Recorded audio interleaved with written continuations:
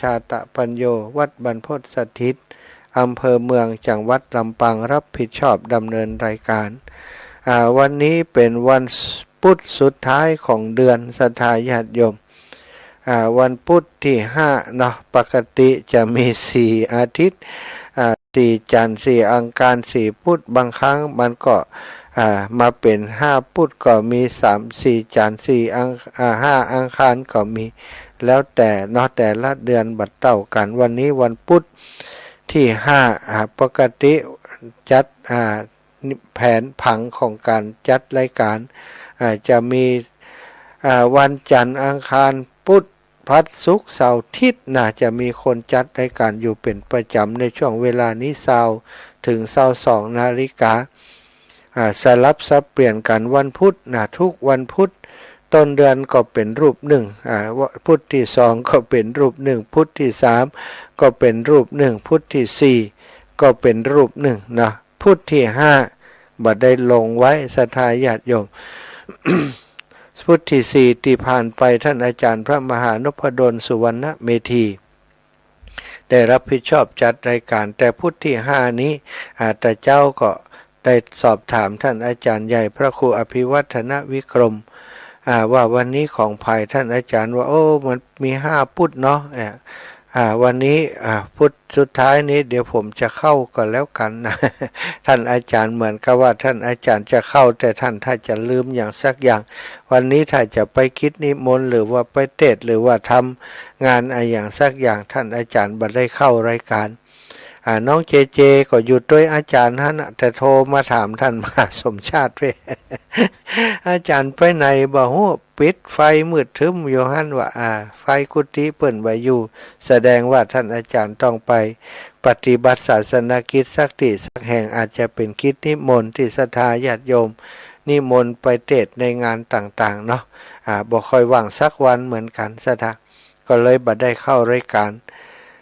อาตมาภาพก็จำเป็นต้องสำรองแทนครูบาอาจารย์ไปในช่วงนี้ก่อนเดี๋ยวถ้าเจเจแจ้งมาเจ้าของรายการเพิ่นมาก็อย่างใดก็ดีก็คงจะแจ้งมาแต่ตอนนี้ก็คัดตาทับไปก่อนเนาะอุจากับศรัทธาญาติโยมเป็นเปื้อนในรายการนี้ไปก่อนก็พบปะกันอีกวันหลังจากค่ำคืนที่ผ่านมาตะวันนี้เอาคาลุกคาลัก ครุกครักในการจัดรายการพอสมควรแต่วันนี้จัดรายการผ่านทางไลฟ์สดเอาสถานเนื่องจากว่าคอมพิวเตอร์อินเทอร์เน็ตที่ห้องทำงานของอาตมานั้นมันบ่ทำงานมันบ่ปกติมันทำงานบ่ได้เนื่องจากว่าปัญหาคัดข้องทางสัญญาณเน็ตที่มันบ่เสถียรมันบ่สมบูรณ์เนาะออกอาการไปเดี๋ยวขาดหายอย่างใดดีล่นไปเสาะหาสัญญาณจุดใดที่สัญญาณดี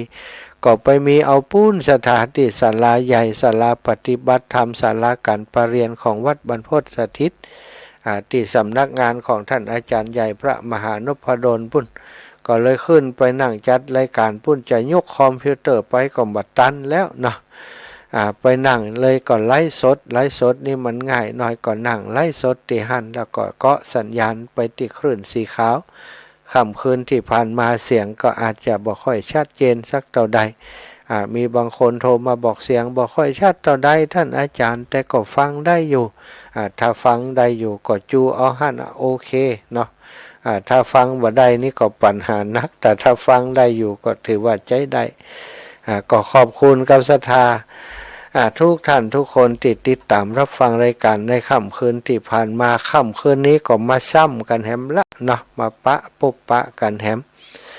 ก็ต้องขอบคุณนะน้องเจเจช่างเทคนิคของ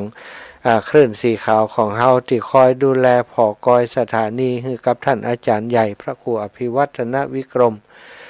ก็เหมือนกับเป็นมือขวาของท่านอาจารย์ก็ว่าได้นะคอยดูแลว่าวันนี้ไผเข้ารายการ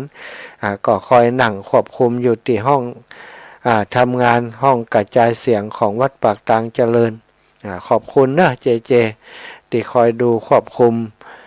สถานีดูแลรายการให้กับคลื่นสีขาวของเฮาศรัทธาญาติโยมทุกท่านทุกคน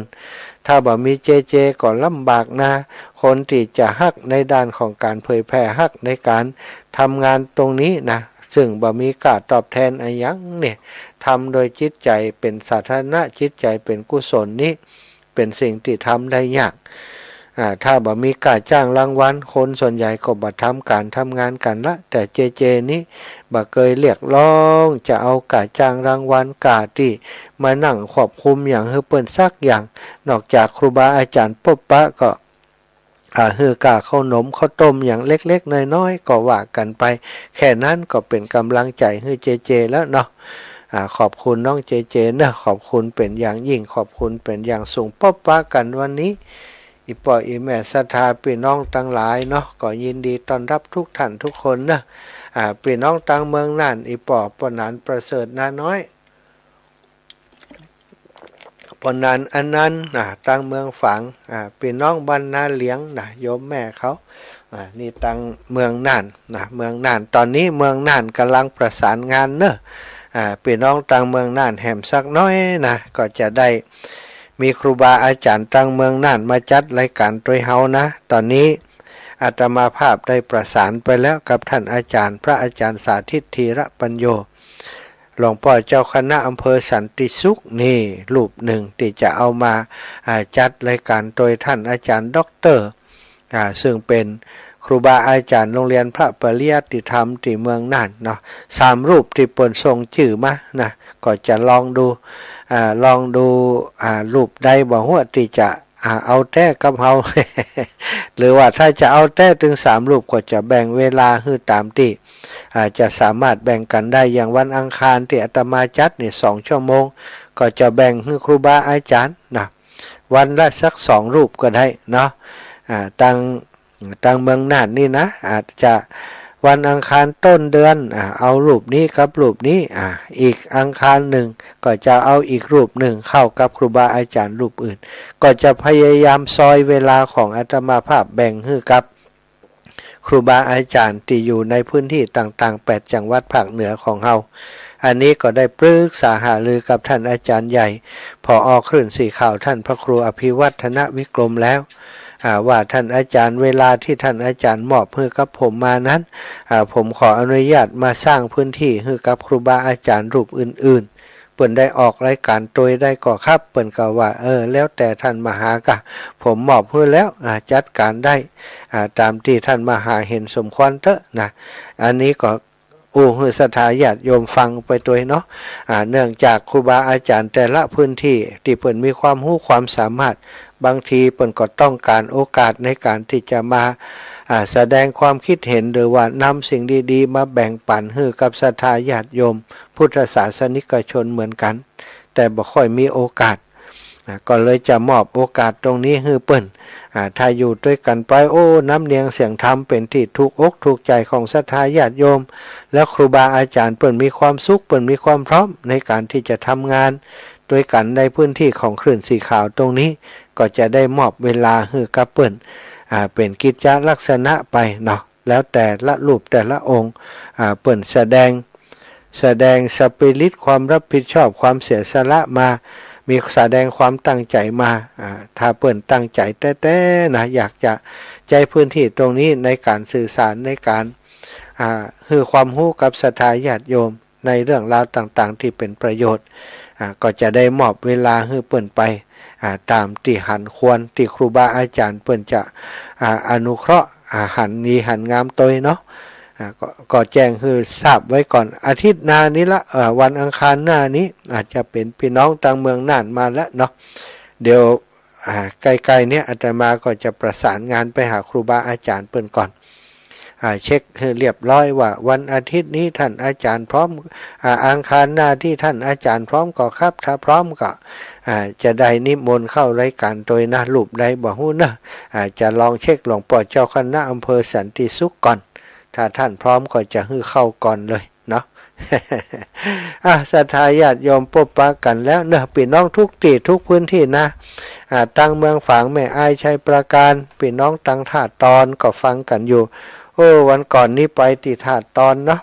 ได้ไปดีใจศรัทธาได้ไปกับแม่มีชัยพิญโยภาสแล้วก็อาตมานึกถึงคนหนึ่งที่อาตมาไป ยายคนหนึ่งนะอาตมาไปเดินธุดงค์เมื่อครั้งก่อนปุ่นน่ะที่เดินธุดงค์ผ่านเมืองฝางไปตังแม่อายชัยประการธาตุตอนแล้วก็มีโยมท่านหนึ่งมาใส่บาตรอาตมาตีบ้านบ้านห้วยน้ำเย็นเนาะห้วยน้ำเย็นตีเลยวัดธาตุตอนไปนะเลยวัดธาตุตอนชื่อว่าบ้านห้วยน้ำเย็นอาตมาก็มานึกถึงเปิ้นว่าบัดเดี๋ยวนี้เปิ้นอยู่ที่ไหนแล้วฮะนะบ่หันหน้าเขาบ่ฮู้จักเปิ้นโดยวันนั้นก็บ่ได้ถามชื่อว่าเปิ้นเป็นไผอย่างใดแต่ว่าก็นึกถึงภาพที่เปิ้นใส่บาตรในวันนั้นใดอยู่ก็เลยถามเลยอู้ไปในรายการวันนั้นติธาตุตอนโยมแม่มีชัยพิญโยภาสก็บอกว่าอ๋อคนนี้เปิ้นเป็นญาติของแม่อามว่าเป็นญาติของเป็นปี่ของแม่อามกรดคำเปิ้นอยู่ที่บ้านอยู่เลยถาดตอนไปหน่อยเนี่ยนะวันนั้นเปิ้นคือเขาขับรถไปส่งเอารถไปส่งไปใส่บาตรที่บ้านห้วยน้ำเย็นเปิ้นอู้คือฟังอยู่เปิ้นฟังรายการทุกวันนี่นะแต่เปิ้นบ่ค่อยได้โทรมาเนาะพี่น้องบ้านปังปอยก็ดีพี่น้องตังถาดตอนพี่น้องที่เปิ้นฟังอยู่ฟังกันนักอยู่แต่เปิ้นบ่ค่อยได้โทรแต่เปิ้นฟังอย่างตั้งใจนะโยมแม่นางอีกฮึแม่นก็โยมแม่นางหรือไอ้อย่างเนี้ยเนาะอยู่บ้านนั้นอยู่ถาดตอนเพิ่นเนอะฝากความระลึกถึงโยมแม่ยังจำภาพที่โยมแม่ใส่บาตรได้รู้สึกว่าจะเก็บไว้แต่ยังบ่ได้ค้นหากำเตือนเนาะเก็บไว้ใน Facebook เดี๋ยวจะเข้าไปเช็คพอกำก่อนตอนที่เดินบิณฑบาตเมื่อ 3-4 ปีมาแล้วสถายังระลึกถึงอยู่เนอะโยมแม่สมมุติว่าโยมแม่นางกันแล้วกันพี่สาวของโยมแม่อามกรดคำบ้านปังปอยพี่สาวเปิ้นอยู่ถาดตอนก็ขอบคุณเนอะขอบคุณที่คนที่แจ้งข่าวเนาะแม่อามตีได้ปะกันตีปังปอยวันก่อนตะวาวันซืนกันเนาะไปปังปอยไปแวะหาแม่มีชัยพิญโยภาสแม่ก็ได้ถวายปัจจัยมาเป็นการเดินทางมาโดยก็ขอบคุณหลายๆเนอะศรัทธาญาติโยมพบปะกันแล้ววันนี้ก็จะขอสนทนาธรรมอุจากันก่อนที่จะเปิดสายให้ศรัทธาญาติโยมได้โทรเข้ามาเนอะ ศรัทธาคำนี้แรงนี้ได้จัดรายการมาตั้งแต่ 18 นาฬิกาเนอะยาวมา 18 นาฬิกา 19 นาฬิกา 19 นาฬิกาถึง 20 นาฬิกาบัดเดี๋ยวนี้ก็นั่งตรงนี้20ถึง22 นาฬิกาเนาะปกติวันพุธนี่จะเป็นวันพักผ่อนของอาตมาวันนี้พักผ่อนอย่างใดบอกว่าได้นั่งจัดรายการแทนครูบาอาจารย์2 ยก 2 รอบละ2 ชั่วโมงก็เป็น4 ชั่วโมง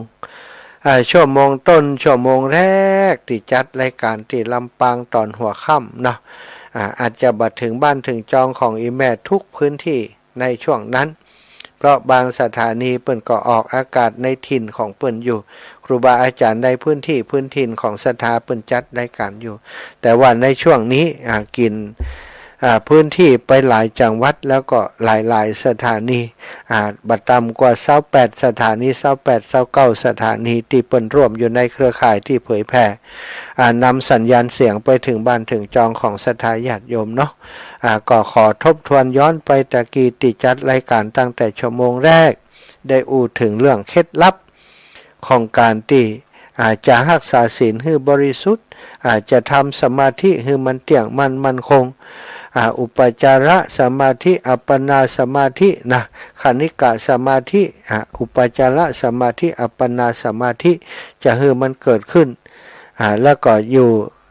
มั่นคงจากคณิกะไปถึงอุปจาระสมาธินั้นอย่างใด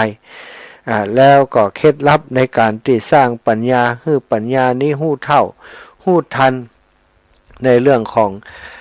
การเกิดขึ้นตั้งอยู่ดับไปของกิเลสต่างๆนะแล้วก็จะได้ห่างไกลจากความทุกข์มีเคล็ดลับหนึ่งท่านอาจารย์พุทธทาสภิกขุนะเป็นครูบาอาจารย์ที่อาตมาได้มีโอกาสได้ไปอยู่รับใช้นะกับท่านเราไปศึกษาในช่วงเวลาที่มีอยู่ ประมาณ3 ปีที่ไปมีโอกาสได้ไปศึกษาห่ำเฮียนติสวนโมกขพลารามเนาะก็ไปอยู่บ่ได้อยู่ประจำแต่ไปอยู่ที่วัดขันเงินแต่ว่าสวนโมกนี่ก็คือปิดเทอมจากวัดขันเงินก็จะหาเวลาไปอยู่รับใช้ท่านอาจารย์ไปดูบรรยากาศไปดูสถานที่ไปซึมซับสถานที่ที่นักปราชญ์เปิ่นได้อยู่ได้อาศัยได้ทำงานก็ได้หันอิริยาบถต่างๆของท่านอาจารย์ได้ฟังน้ำฟังธรรมที่ท่านอาจารย์ได้เทศทุกวันเสาร์แล้วก็ทุกวันพระท่านอาจารย์จะเทศน์ทางสถานีวิทยุกระจายเสียงแห่งประเทศไทยก่อนจะเทศน์เปิ่นก็ก่อนจะส่งเทพไปเปิ่นจะเทศน์เฮียก่อนสถาเทศน์ตีตอนเจ้าประมาณตี 4ลุกขึ้นมาเปิ่นก็จะบันทึกเสียงตีลานหินโค้งเนี่ยอาตมาก็ชอบไปนั่งฟังเปิ่นตีหันได้บรรยากาศศรัทธาญาติโยมตอนเจ้านี่จะมีใครไปฟังเปิ่นจะเทศน์เงียบอยู่หันนั่งแสดงธรรมอยู่รูปเดียวองค์เดียวเนี่ยเหมือนกับแสดงธรรมให้คนเป็นหมื่นเป็นพันฟังศรัทธาเปิ่นแสดงไปตามลำดับแสดงชี้แจงไปเหมือนกับคนนั่งฟังอยู่เป็นหมื่นเป็นแสนกว่าปานนั้นศรัทธาฟังแล้ว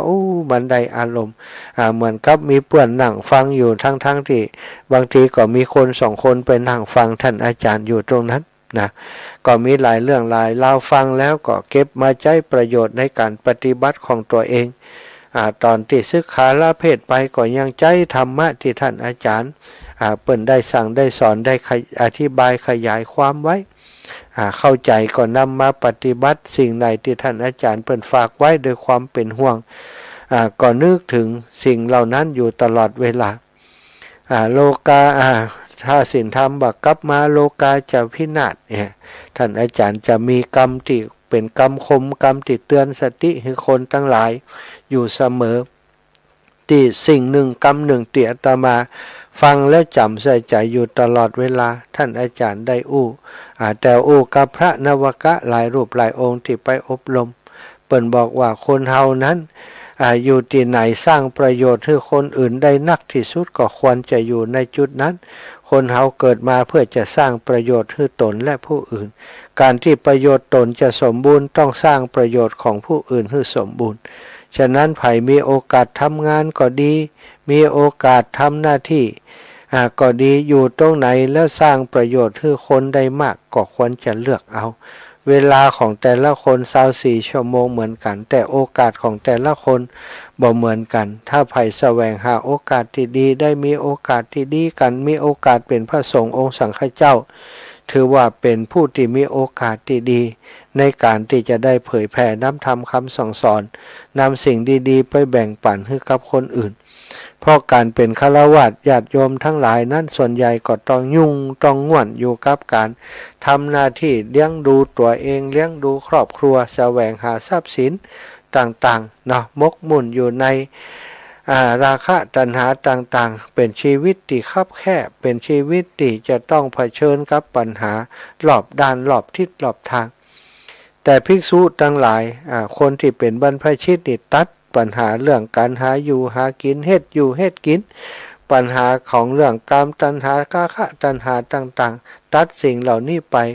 ก็มีโอกาสในการที่ได้ศึกษาเล่าเรียนพอศึกษาเล่าเรียนแล้ว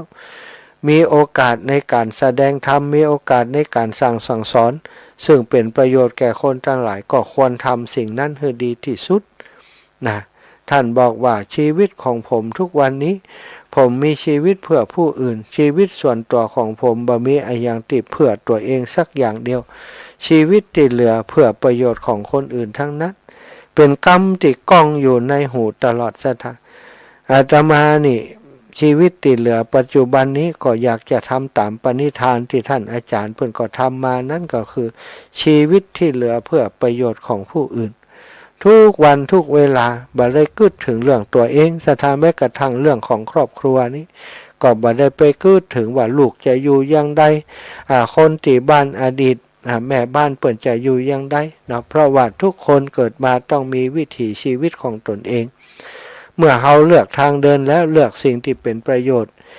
สูงสุดสำหรับตัวเองแล้วก็ต้องทำในสิ่งที่ตัวเองเลือกนั้นให้ดีที่สุด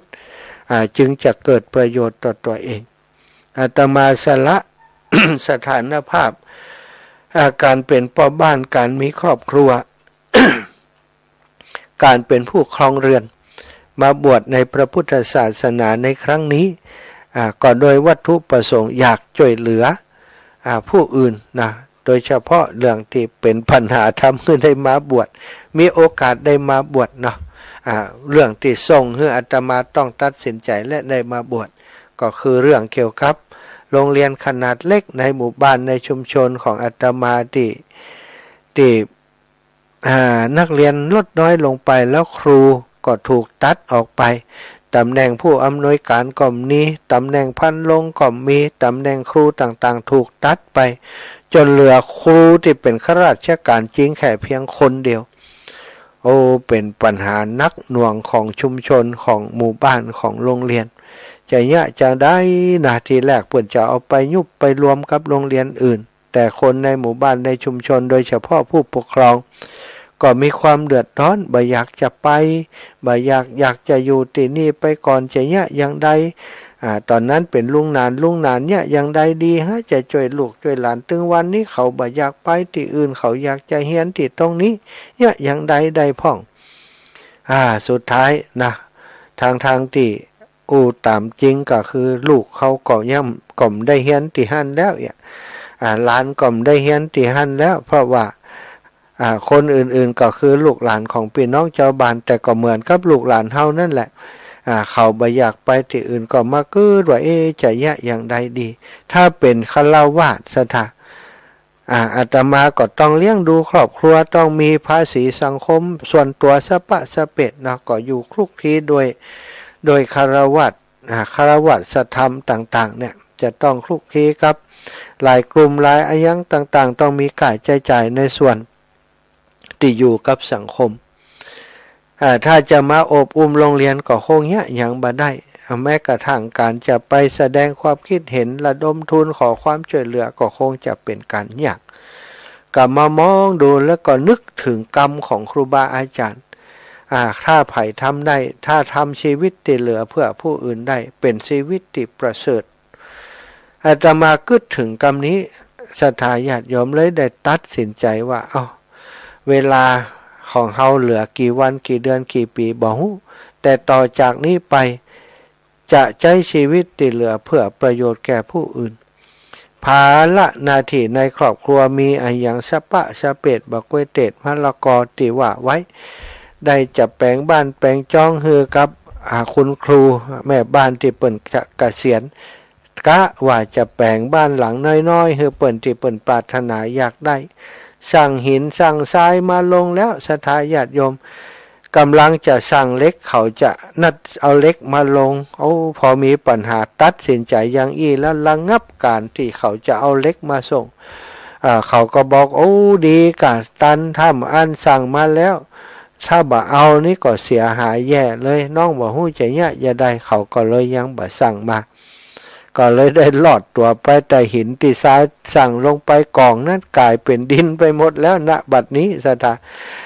เพราะว่าเจ้าของที่จะทำบ่อยู่เนาะสวะสิ่งเหล่านั้นมาด้วยหันว่าประโยชน์ที่จะเกิดขึ้นในอนาคตถ้าหากได้มาบวชเป็นพระสงฆ์องค์สังฆเจ้าในพุทธศาสนาคงจะมีประโยชน์ในการสร้างคุณงามความดีหรือว่าช่วยเหลือผู้อื่นได้นักกว่าการที่อยู่เป็นเจ้าบ้านฆราวาสญาติโยมนั้นได้ขออนุญาตจากผู้เป็นแม่เป็นลูกหลานในครอบครัวแล้วก็ครูบาอาจารย์ที่เคารพนับถือสนิทชิดเชื้ออยู่ทุกคนก็หันประโยชน์ที่จะมาบวชแล้วก็สนับสนุนความคิดถ้าหากคิดอย่างอีกก็เป็นการดีเปิ่นก็สนับสนุนหลายคนมาช่วยตั้งแต่งานบวชศรัทธาญาติโยม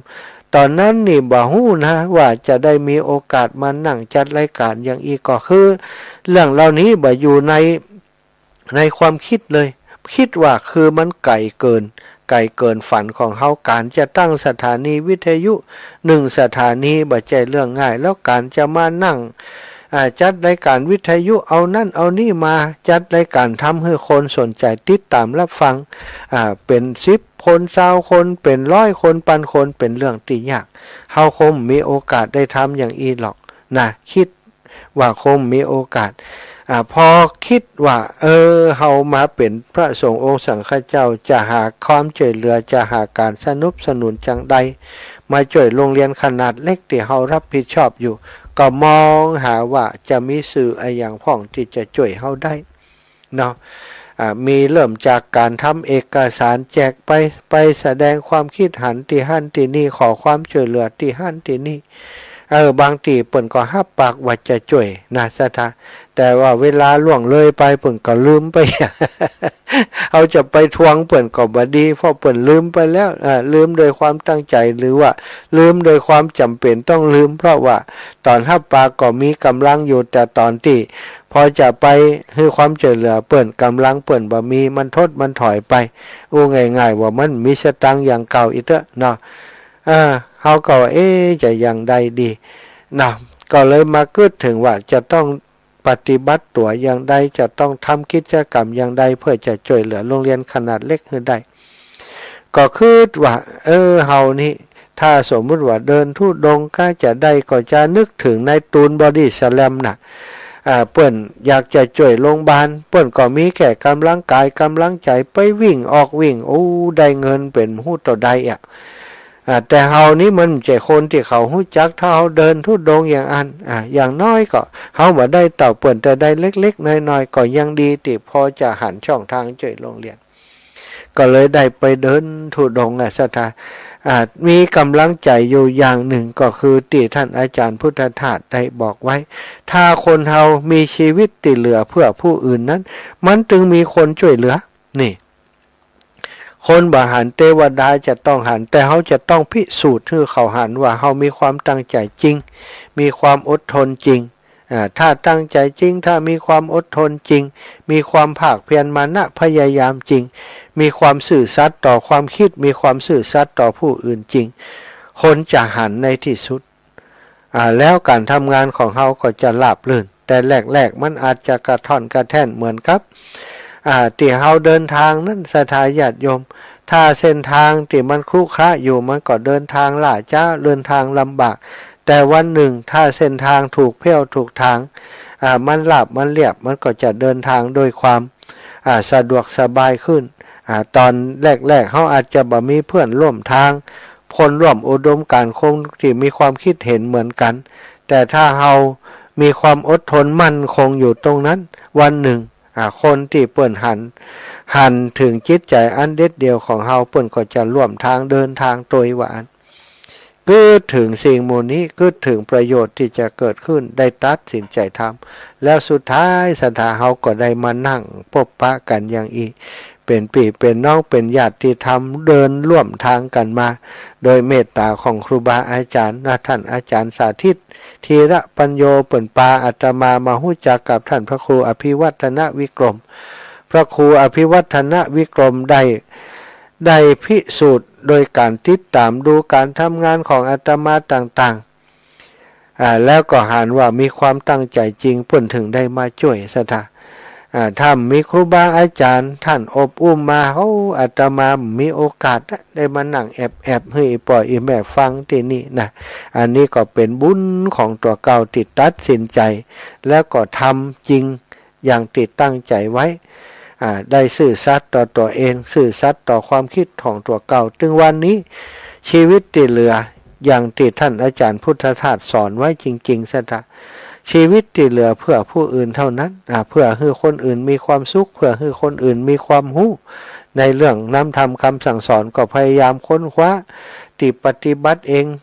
ก็เอามาบอกมาเล่าที่ได้ศึกษาจากครูบาอาจารย์ที่มีประโยชน์ก็เอามามาจ่าให้ฟังเนาะอุจากันมาถึงช่วงนี้ก็จะพักเบรกให้ศรัทธาโทรมาสักหน่อยบ่ขั้นรายการกันสักหน่อยเช็คเสียงพี่น้องจากเมืองน่านฟังอยู่ก็จ้าปนานประเสริฐนานน้อย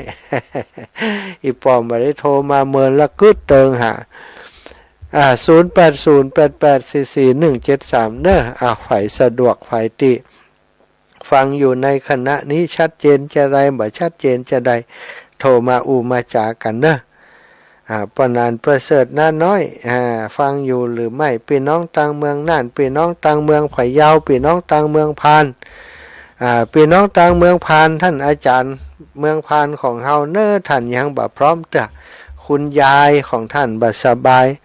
ได้รับปากพี่น้องเมืองพานว่าจะเอาครูบาอาจารย์เปิ่นมาออกรายการตุ้ยในวันอังคารแต่ก็ได้ปฏิบัติตามที่รับปากไปแต่เนื่องจากว่าท่านอาจารย์เปิ่นบ่พร้อมเนาะเลยบ่ได้เข้ารายการตุ้ยเตือนเนอะเจริญปอนอีป้อ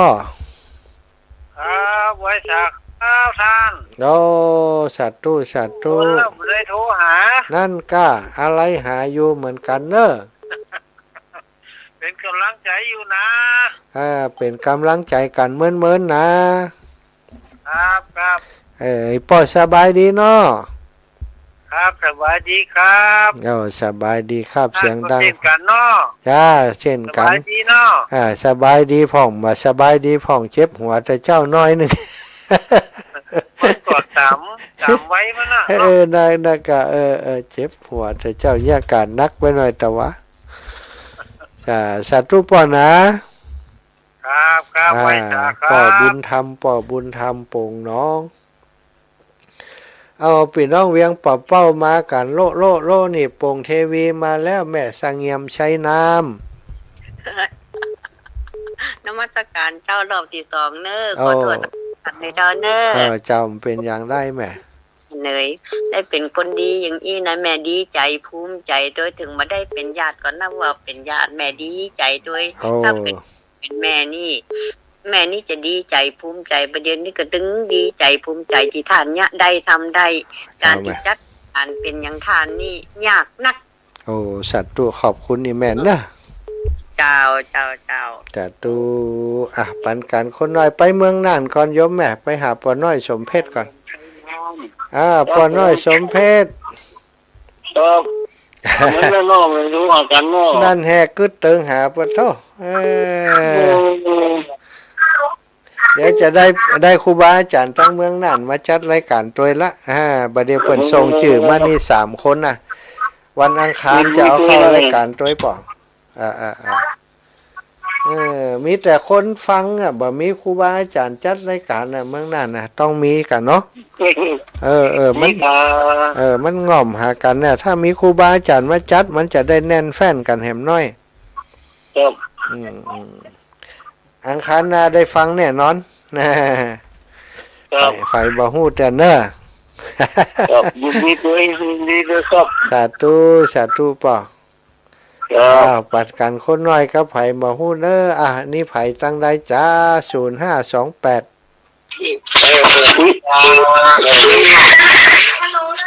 ฮัลโหล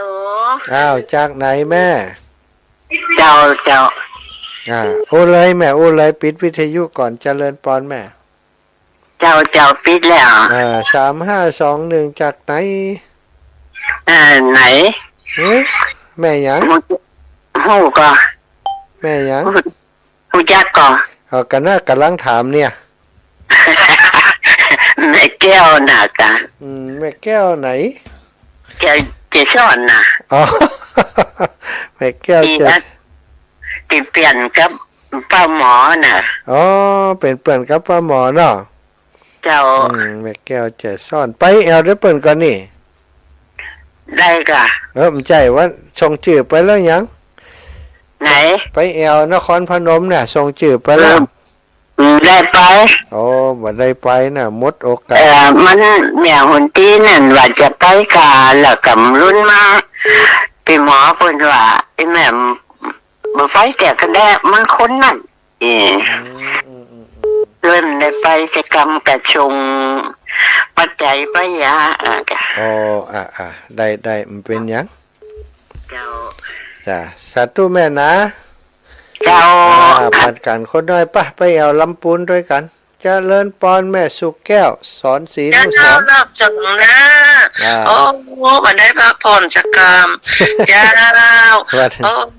พอฟัง8 โมง 2 ทุ่มดอกบัวบูชาออกแม่แหลม ำแล้วแม่ทำแล้ว โอ้โห เออ ดูแลสุขภาพตัวเด้อท่านธรรมาเจ้า เจ้าแม่ แม่ก็เป็นห่วงเจ้ากลับไว้จ้าเด้อ เจ้า สาธุนะเจ้านะ สาธุโย เจ้าม แม่ แม่สุขแก้วอ้าวเจริญปอนแม่อุ้ยอินแม่สาบเสมิง อ้าวได้ยินเสียงแล้วมันอดโทนได้ว่าจะมาโทรอดโทนดื่มได้ นั่น ได้ อด ยิน ท เสียง น หวาน ได้ แล้วมัน ไ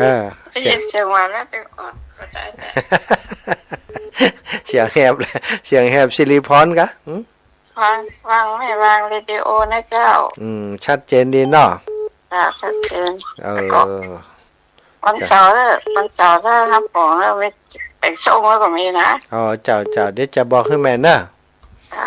จ้าจะไปแม่ไปแอวเมืองน่านก่อนเจริญปอนป่อ ไม่สาคร โอ้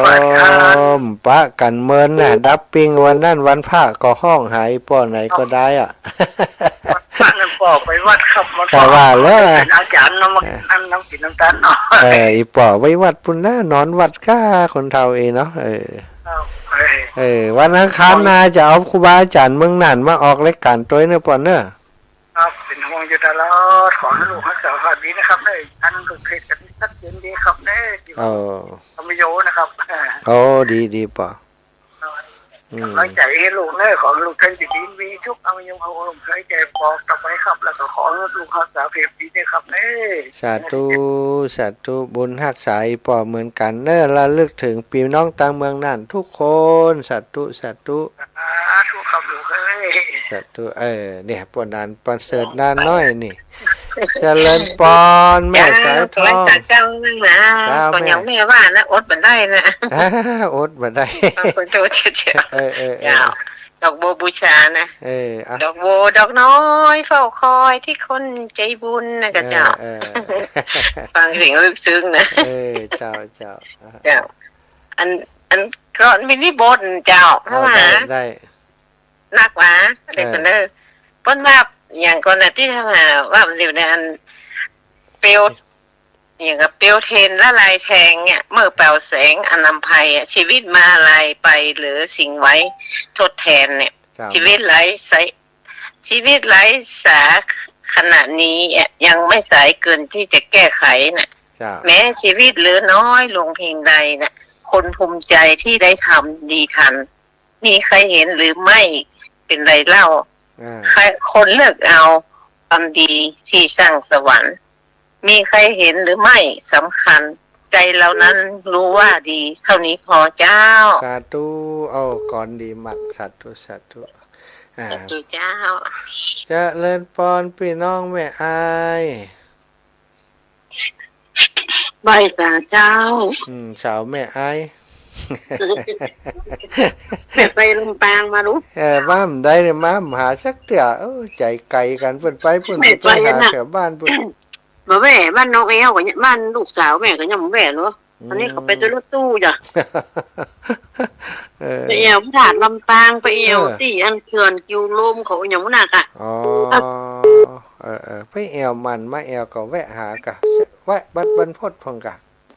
น่ะกะมันรถมันของไปกิวลมแล้วมันของคนละเส้นกันนะแต่ว่าเส้นอย่างเส้นเดียวกันนะฮะสดกิวลมมาถึงแยกปลาขามเลี้ยวมาหน่อยเดียวจะออกใบพัดไปเชียงใหม่เพิ่นก็ถึงวัดบรรพตแล้วไม่ก็หานปลาขามนี่ไก่วัดบรรพตมันได้อ่ะวันหนูตีสะตีสูงเนี่ยน่ะวันหลังตั้งใจมาพงเด้อถ้าวันหน้าก่อนก้อยเพื่อนอันน้องเอลก็ไปส่งหมดแล้วนะเพื่อนเราก็ไปส่งมันง่ายนี่อันนี้เขาไปใจรถเปิ่นอีปีสบายดีก่อนสบายเจ้าพี่พันบริปะกันเหมือนแล้วปีไปรับอย่างใบอย่างที่พี่ลูกกล่ามาเนี่ยอ๋อล่ะแต่ว่าท่านนั้นลูกมาตีนี่กะมาตีใช่มาห้วยงูไปพออันเจดีเปิ่นอันจะเปิ่นอยากจะให้ไปรวมช่วยกันบูรณะไหมก็คงจะออกพรรษาอย่างพวกออกพรรษาอย่างแล้วพวกนะเนี่ยค่ะแม่ฟังอันเนี่ยค่ะฟังอันวิทยุเนี่ยค่ะในตู้เนี่ยมาห้วยงูเนี่ยเจ้าแม่ไปห้วยงูไปตอน9 โมงฉันเพลแล้วก็ป้ากันครับ เจ้าแม่ประชุมอูจากันเล็กน้อยเจ้าบุญรักษาแม่นาขอบคุณนะแม่เด้อเจ้าแม่เจ้าสาธุแม่มะลิวันพิเคราะห์งานพี่น้องแม่อายเจริญพรแม่ก้อมใจคำพี่น้องเมืองเงาพี่น้องเมืองเงามาแล้วนมัสการเจ้าท่านโอ้ยฟังรอบสองละเจ้าแม่สาธุวันอาทิตย์นี่บัดจะไปคำเตือนนะบัดจะหันคำเตือนนะจะไปสักครั้งก่อนจะไปจวนพระโคล่ะพระโคมันแบบโอ้เป็นคนดีเป็นที่ปฏิบัติธรรมเนี่ยนะไปตั้งเป็นเฮือนบนน้อยอันนี้ปุ่นแหละติไปตั้งเมืองแปรเนี่ยเจ้าใช่มาเนอะจัดตู้เอากันคนน้อยก่อนนะจัดตู้ไปหาแม่น้อมก่อนแม่น้อมสุภาวงศ์ขอเป็นสายสุดท้ายสำหรับเด็กนี้เจริญพรแม่เจ้าฝนตกพี่อ้อยนอนฟังม่วนลำม่วนยังไงม่วนเป็นอูกันกับม่วนฟังแต่ม่วนก็ฟังไปเนอะฟังกันเมินจะไปฟังไก่กันจะเนอะซึ่งไม่ได้ฟังมันตั้งได้หลายมันตั้งทีเดียวเตี้ยโอ้สาธุขอบคุณแม่น้อมขอบคุณแม่น้อมสายนี้ก็บุญมานี่เอาแหมสายกันแล้วกันเจริญพร9671อันนี้เบอร์ตู้เจ้าจะเจ้าเบอร์ตู้เจ้าน่ะแม่เบาเสียงวิทยุก่อนเจ้าอาจารย์สงสารเลยเจ้าแม่แม่ตู้นั่นนี่นะแม่ตู้เนาะจัดตู้แม่อันแม่ฟังทั้งวิทยุบ่ได้พระมาอยู่ละปูนฟังวิทยุมันได้ทั้งอันโทรศัพท์ฟังอย่าฟังโทรศัพท์เอาเนาะเจ้าฟังโทรศัพท์ได้ยินดีชัดเจนดีนะเข้าท่ากะเสียงตังงานเติมอินเทอร์เน็ตได้เนาะเอามาฟังวิทยุดีกว่าเนาะแม่ให้กำลังใจเนอะสาธุแม่ขอบคุณแม่หลายๆนะเจ้ากลับไปสาเจ้าบุญรักษาแม่ตุแม่สำลิดนาเหลียงมาแล้วโอกาสเหตุก่อนสาเจ้าแม่ทั้งเนอะไม่ได้โทรบ้านนี่แหละโทรตั้งเขาเนี่ยวัดตันเขาเนี่ยก็ขึ้นเติงหาพี่น้องนาเหลียงอยู่นี่บัดเดียวนาเขียวแล้วก็เหลียงแล้วก็อันเขียวพังล่ะสาธุขอบคุณอีแมนเนอร์เจ้าสาธุบุญรักษาแม่เจ้าแม่ศรัทธาช่วงนี้จากเนื้อศรัทธาญาติโยมได้ฟังเพลงสักเพลง2เพลงอาตมาขอพักแป๊บหนึ่งบุตตังชรณังกัจฉามิธัมมังชรณังกัจฉามิสังฆังชรณังกัจฉามิ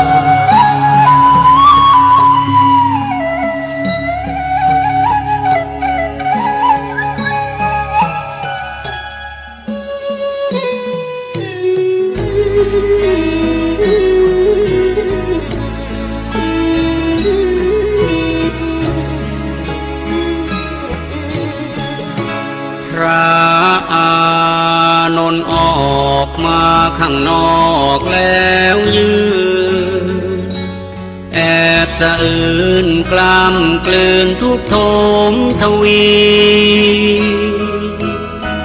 องค์พระมุนินจะสิ้นแล้วแต่เรานี่อาสวามีสิ้นไปองค์พระบรมครูจะทอดทิ้งเราให้อยู่อย่างเดียวดายนับแต่วันพรุ่งนี้ไม่มีได้รับใช้องค์พระภาควัน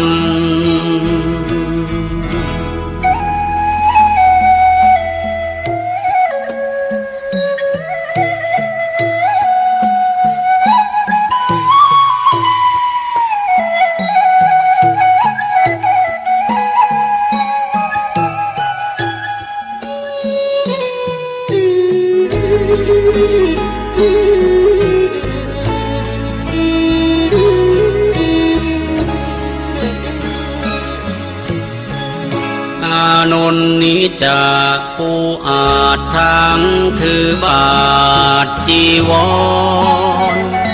ถวายน้ำทรงพระพักหลังพระกรบวนพระโอษฐ์อีกตามจรผู้ใดใครหนอภายหน้าโอ้เราดังนกหัดบินแม่นกมาสิ้นสูญชีวาปีกนั้นยังไม่กล้าขาไม่แข็งแรงพอ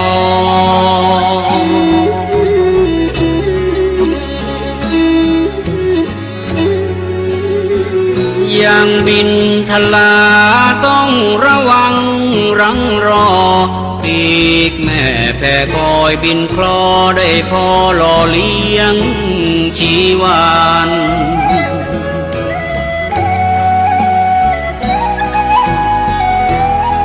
เปรียบเป็นเช่นเรา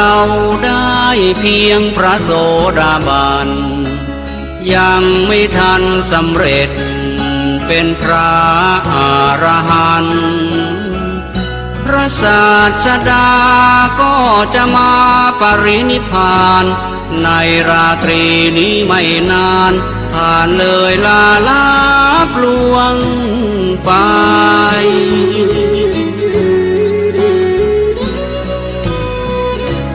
โอ้เราทำชันใดเมื่อสิ้นแล้วพระผู้ทรงชัยพระอานนท์กำสด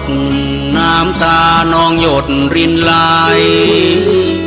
ด้วยสุดจะฝืนสะอื้นยืนรำไห้โศกาอาลัยน้ำตาหลั่งไหลนองน้ำ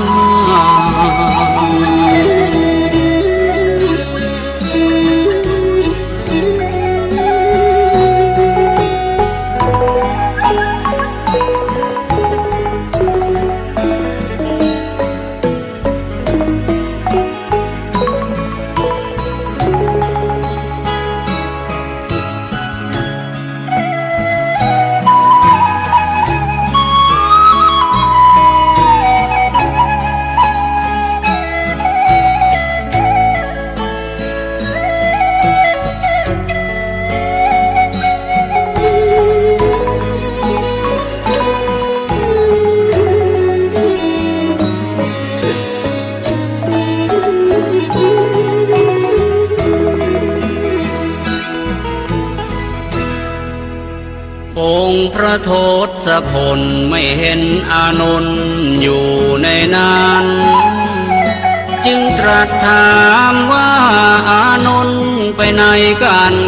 พระภิกษุผู้รู้เหตุการณ์กราบทูลถวายไปว่าท่านพระอานนท์ไปแอบยืนรำให้ฟูงฝ่ายน้ำตาเศร้าระทมมองไม่อกใจนั้นให้เววา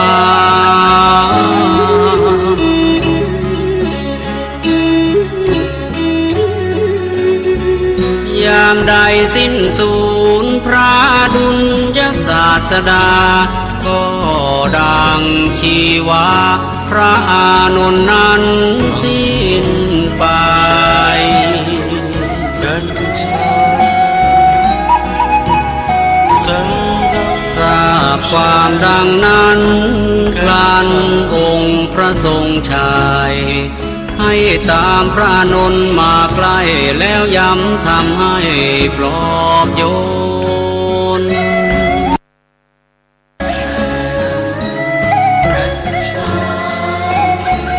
ลดความเศร้าหมองที่เข้าครองในกมลแก่พระอานนท์ให้คลายทุกข์ทนวิญญา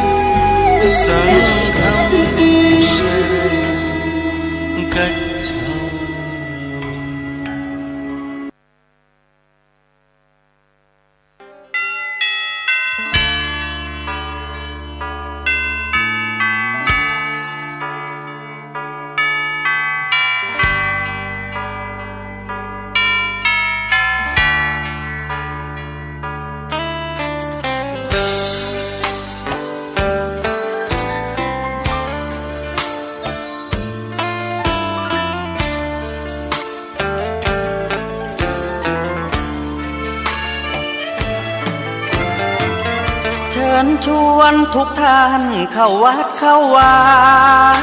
ฟังธรรมะจากหลวงตาเสริมชีวาให้สุขสดใสยึดมั่นหลักธรรมคำสอนไว้ให้ขึ้นใจความดีรีบทำกันไว้หญิงชายอย่าได้นายนี้เชิญชวนทุกท่านเข้าวัดเข้าวาทำบุญด้วยจิตศรัทธาบุญพาให้เราสุขีจะทำการใด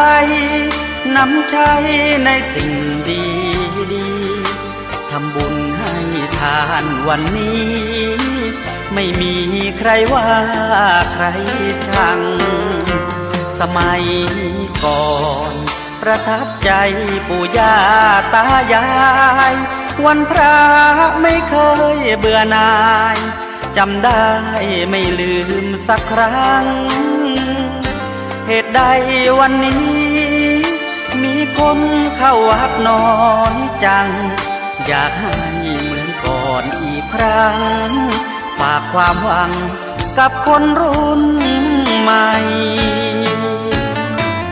เชิญชวนทุกท่านเข้าวัดเข้าวา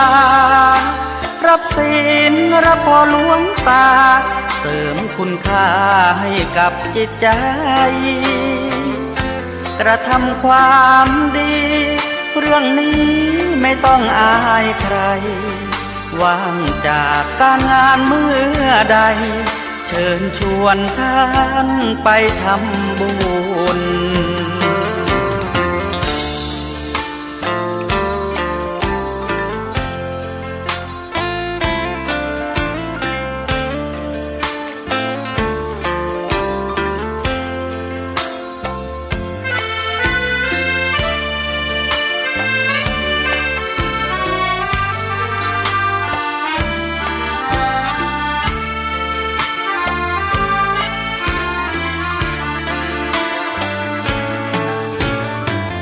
เชิญชวนทุกท่านเข้าวัดเข้าวารับศีลรับพรหลวงตาเสริมคุณค่าให้กับจิตใจกระทำความดีเรื่องนี้ไม่ต้องอายใครว่างจากการงานเมื่อใดเชิญชวนท่านไปทำบุญกระทำความดีเรื่องนี้ไม่ต้องอายใครฝากเพลงเชิญชวนหญิงชายอย่าอายเรื่องการทำบุญ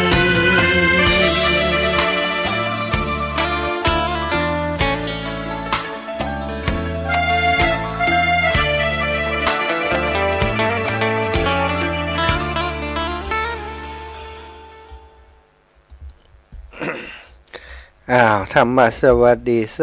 ดีกันในช่วงที่2เนาะศรัทธาญาติโยมทั้งหลายฟังธรรมะขีตาเพลงธรรมะเพลงหยาดน้ำตาแห่งพระอานนท์โดยเพลินพรหมแดนเนาะได้ขับร้องเอาไว้เนื้อหาสาระดีศรัทธาเป็นเรื่องราวของพระอานนท์พุทธอนุชาพุทธอุปถากที่ได้ร้องไห้เสียใจในวันที่พระสัมมาสัมพุทธเจ้าได้เข้าสู่การดับขันธปรินิพพานนะพระอานนท์ ซึ่งรับใช้ไกลพระยุคลบาทก็ทำใจมาได้เนาะตัวเองนี้ยังเป็นพระเสขบุคคลที่ยังต้องศึกษาอยู่ตอนนั้นท่านเป็นเพียงพระโสดาบันยังบ่ได้โสดาปฏิมรรคโสดาปฏิผลอนาคามีมรรคอนาคามีผลอรหันตมรรคอรหันตผลคำเตือเป็นพระโสดาบันเข้าสู่กระแสแต่ว่าพุทธธรรมนายพระองค์ได้ทำนายไว้ว่าท่านจะตรัสรู้ธรรมคือมีดวงตาหันธรรมในวันที่มีการทำสังคายนา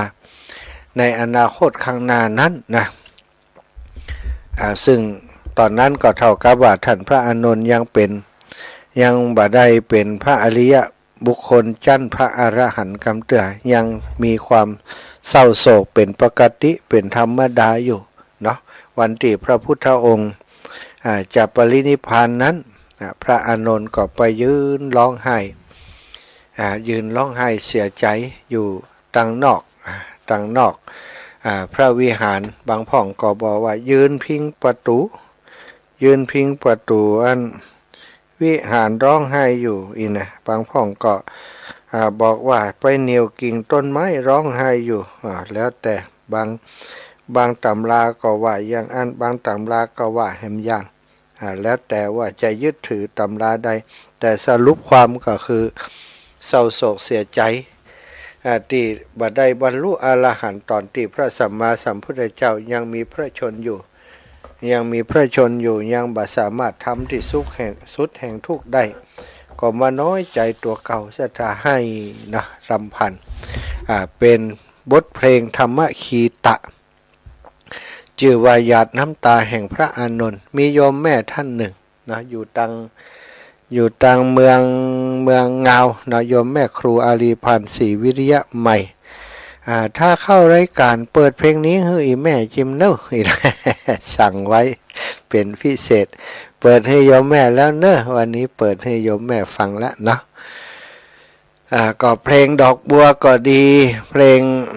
ธรรมคีตะพระอานนท์ก็ดีเพลงชวนทำบุญก็ดีเพลงเหล่านี้เป็นเพลงธรรมะที่ฟังแล้วคือข้อคิดสะกิดเตือนใจเฮาได้หลายอย่าง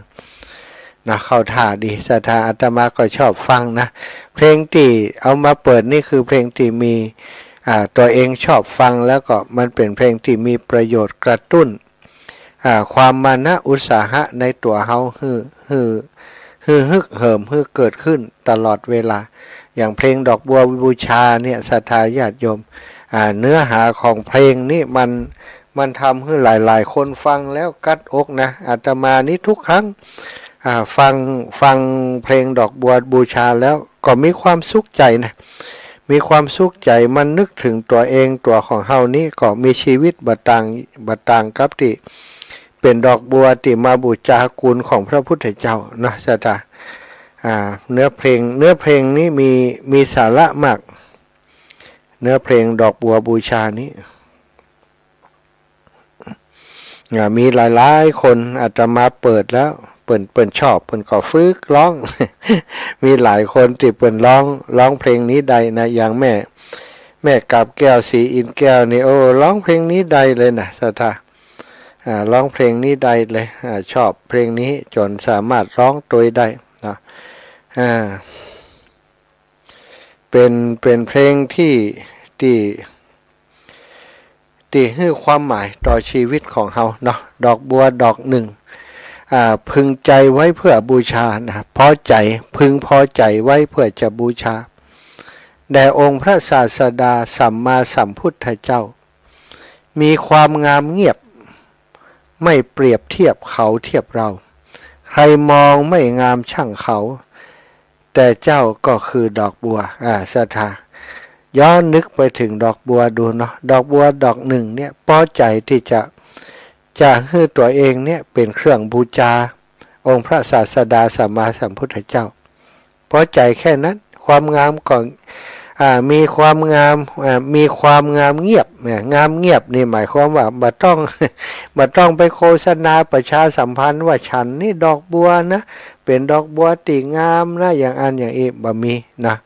แล้วก็บ่เปรียบเทียบด้วย บ่เอาตัวเองไปเปรียบเทียบคนอื่นบ่เอาคนอื่นมาเปรียบเทียบตัวเองใครจะชอบใครจะชังก็เป็นเรื่องของเขาแต่ตัวเฮาเนี่ยขอเป็นคนดีขอเป็นดอกบัวดอกหนึ่งที่จะคอยปูจาแด่พระองค์ศาสดาสัมมาสัมพุทธเจ้าเท่านั้นคนเฮาศรัทธาญาติโยมถ้าเฮามีชีวิตเพื่อจะอยู่เพื่อผู้อื่นแล้วก็เฮาศรัทธาเลื่อมใสไผอย่างชาวพุทธทั้งหลายเฮาศรัทธาต่อองค์สัมมาสัมพุทธเจ้าศรัทธามีความเชื่อในพระองค์ที่พระองค์ได้ตรัสรู้แล้วก็มีความเมตตา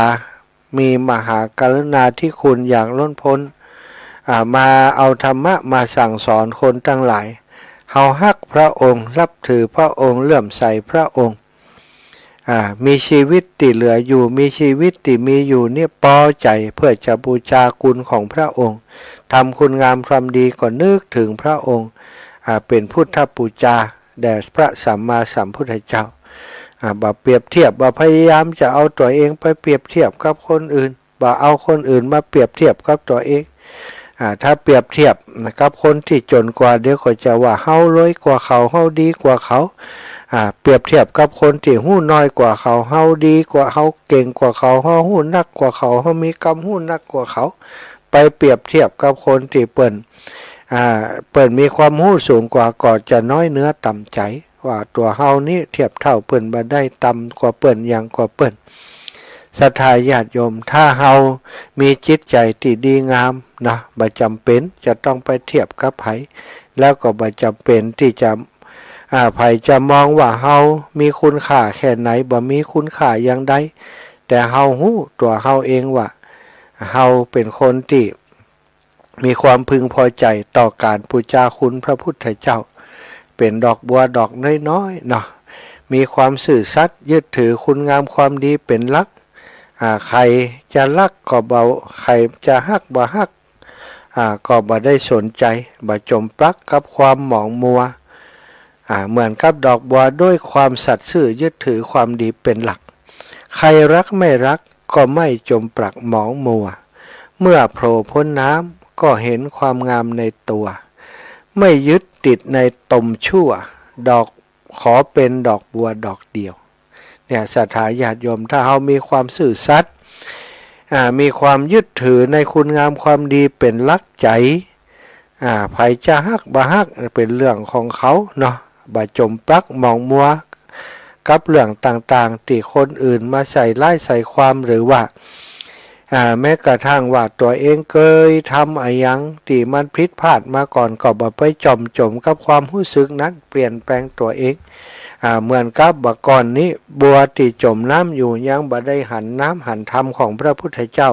ก็เป็นบัวที่จมน้ำอยู่แต่ตอนนี้เมื่อโผล่พ้นน้ำแล้วเฮาก็หันความงามของตัวเฮาเองนะบ่ยึดในตมชั่วต่างๆความชั่วต่างๆที่ผ่านมาบ่ยึดติดบ่ได้ใส่ใจบ่ได้สนใจมันแล้วตอนนี้โผล่พ้นน้ำแล้ว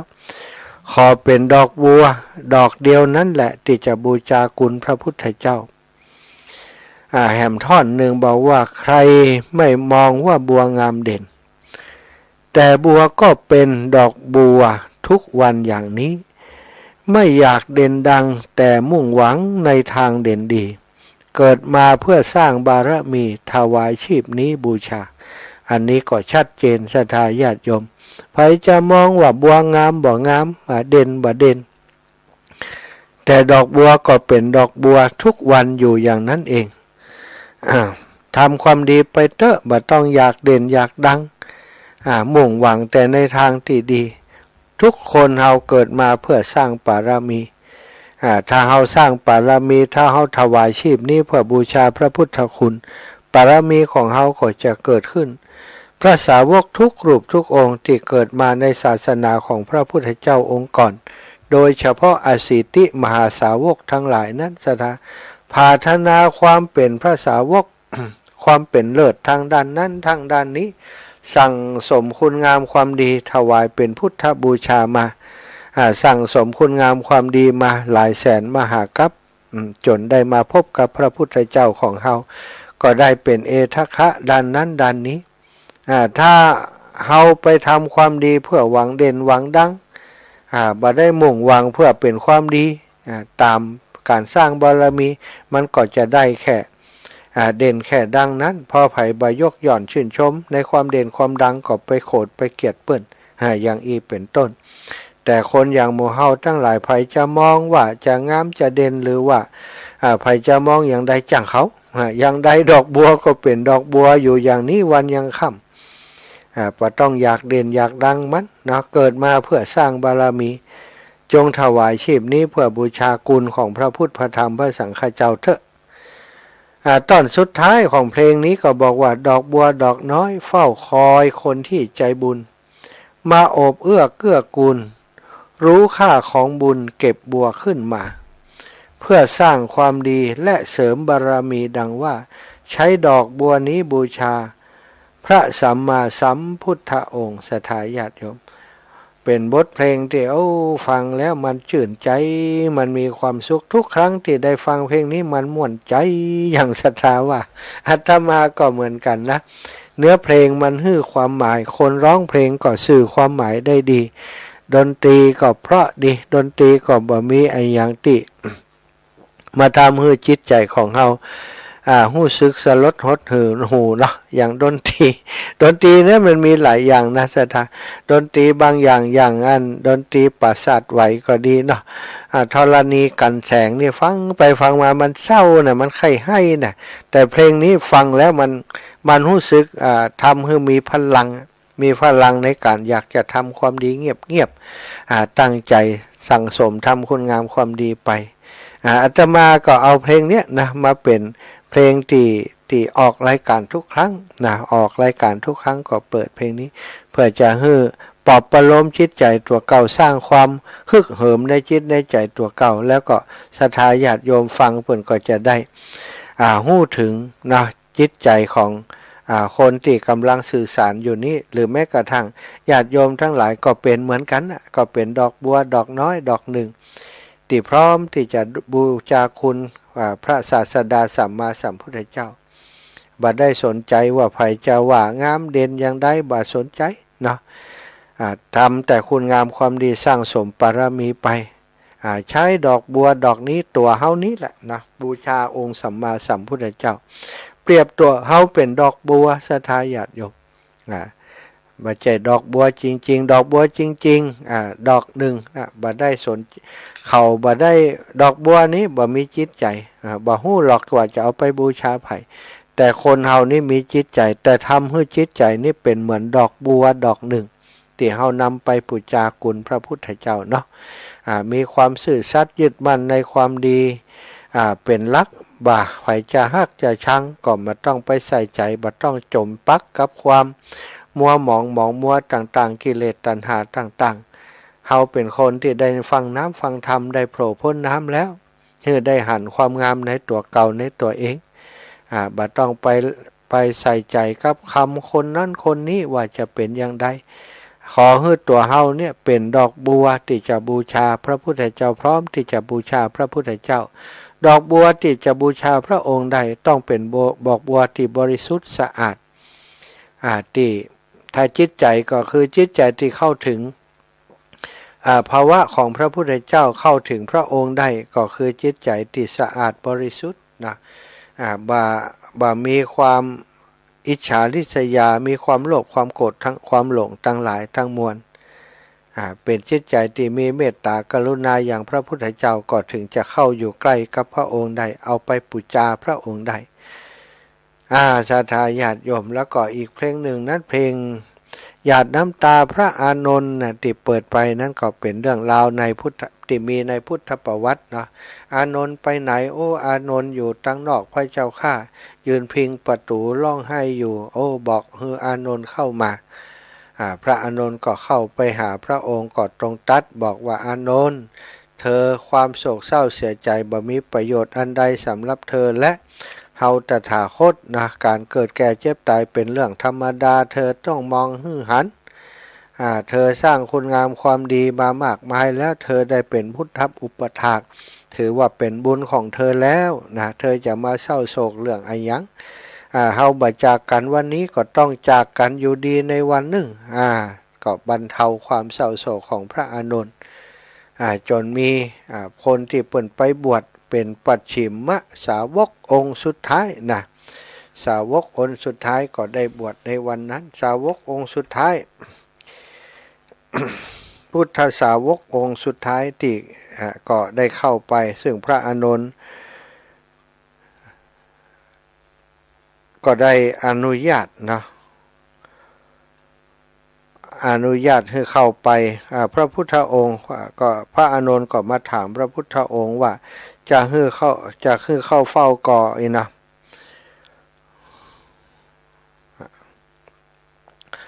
ซึ่งใน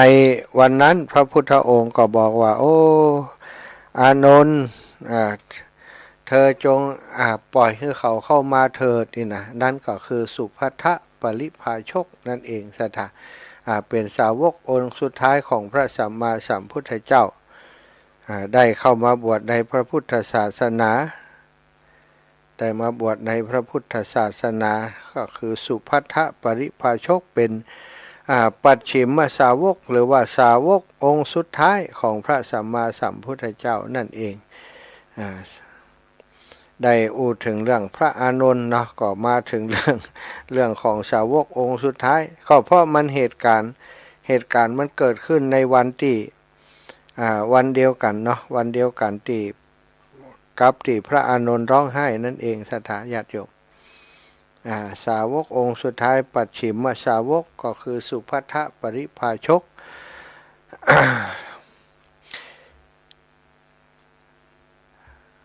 โดยเรื่องราวนะของสุภัททปริภาชกก็มีอยู่ว่าสุภัททะเดิมนั้นเป็นพราหมณ์อยู่ในตระกูลใหญ่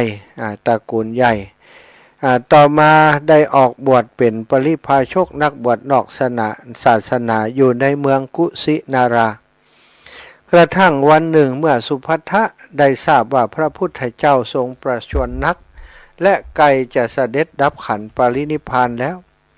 สุภัททะก็มีข้อสงสัยอยู่อยากจะขอให้พระพุทธเจ้าทรงแสดงธรรมเพื่อแก้ข้อสงสัยนั้นนี่จึงเป็นเหตุให้ได้เดินทางไปยังเมืองสาละวันโดยตรงเข้าไปหาพระอานนท์ก่อนแจ้งความประสงค์ขอเฝ้าพระบรมศาสดาสัมมาสัมพุทธเจ้าด้านพระอานนท์ก็ได้ออกมาห้ามไว้เพราะเกรงว่าการให้สุภัททะเข้าพบพระพุทธเจ้านั้นอาจจะเป็นการรบกวนพระองค์มากขึ้นพระอานนท์จึงกล่าวว่าพระพุทธเจ้าทรงลำบากพระวรกายมากอยู่แล้วพระองค์ทรงประชวรนักจะปรินิพพานในยามสุดท้ายแห่งราตรีนี้แน่นอนแล้วท่านอย่าได้ไปรบกวนพระองค์เลย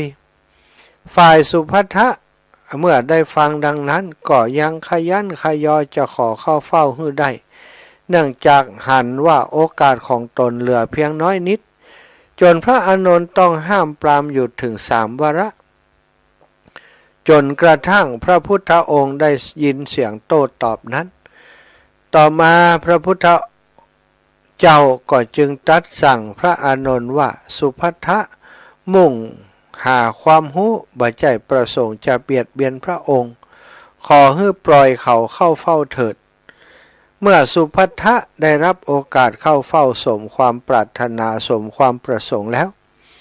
ก็ได้เข้ากราบลงใกล้เตียงบรรทมที่พระพุทธองค์ทรงบรรทมอาพาธอยู่แล้วก็กล่าวว่าตนเองนั้นเพิ่งบวชเป็นปริภาชกมาบ่เมินได้ยินกิตติศัพท์เล่าลือเกียรติคุณของพระองค์ต่อแต่ก็บ่เคยได้เข้าเฝ้าดังนั้นเมื่อพระองค์จะดับขันธปรินิพพานแล้วจึงขอให้ตนได้ถามถึงข้อข้องใจบางประการเพื่อที่จะได้บ่เสียใจภายหลังอันนี้เขามีความตั้งใจมากเลยสถาบ่อยากจะเสียใจภายหลังจากนั้นเมื่อพระพุทธเจ้าเปิดโอกาสให้สุภัททะได้ถามปัญหาที่ข้องใจนั้นท่านสุภัททะจึงได้ถามว่าคณาจารย์ทั้ง6ในตอนนั้นมีอาจารย์อยู่6 คนในสมัยเดียวกับพระพุทธเจ้านั้นเผยแผ่ศาสนาด้วยกันอยู่6 คนก่อน ก็คือปุรณะกัสสปะมัคคลิโคสารอชิตะเกสะกัมพลปกุฏทะกัจจายนะสัญชัยเวรัตบุตรและก็นิครนนาตบุตรนะเป็นศาสดาเจ้าลัทธิที่มีคนนับถือมากเคารพบูชามากศาสดาเหล่านี้ยังจะเป็นอรหันต์หมดกิเลสหรือไม่ประการใดซึ่งคำถามดังกล่าวทำให้พระอานนท์ถึงกับกระวนกระวายเพราะเรื่องที่สุภัททะมารบกวนพระพุทธเจ้านั้นเป็นเรื่องไร้สาระเหลือเกินแต่พระพุทธองค์ก็ได้ตรัสขึ้นว่าเวลาของท่านนั้นเหลือน้อยแล้วขอให้สุภัททะถามสิ่งที่เป็นประโยชน์แก่ตนเองเถิดดังนั้นสุภัททะจึงเลือกถามปัญหา3ข้อคือรอยเท้าในอากาศมีอยู่หรือไม่ศรัทธาถามปัญหาปะทุรอยเท้าในอากาศมีอยู่หรือไม่วะ2สมณะภายนอกศาสนาของพระองค์มีอยู่หรือไม่ข้อ3สังขารที่เที่ยงมีอยู่หรือไม่ ต่อเวลาต่อมาในเวลาต่อมาพระพุทธเจ้าจึงตอบว่ารอยเท้าในอากาศนั้นบ่มีศาสนาใดบ่มีมรรคมีองค์8สมณะผู้สงบถึงที่สุดก็บ่มีในศาสนานั้นและสังขารที่เที่ยงนั้นบ่มีเลยจากนั้นพระองค์ทรงถามว่าสุภัททะยังมีความแคลงใจในเรื่องใดหรือไม่เมื่อสุภัททะตอบว่าบ่มีพระพุทธเจ้าจึงทรงแสดงธรรมโดยย่อนั่นก็คืออริยมรรคประกอบด้วยองค์8เป็นทางประเสริฐสามารถให้บุคคลเดินตามไปทางนี้ถึงซึ่งความสงบสุขเยือกเย็นเต็มที่เป็นทางเดินไปสู่อมตะมหานิพพานดังนั้นถ้าภิกษุหรือภัยก็ตามที่พึงอยู่โดยชอบปฏิบัติดำเนินตามมรรคอันประเสริฐประกอบด้วยองค์8ในโลกนี้จะบ่พึงยากว่างจากพระอรหันต์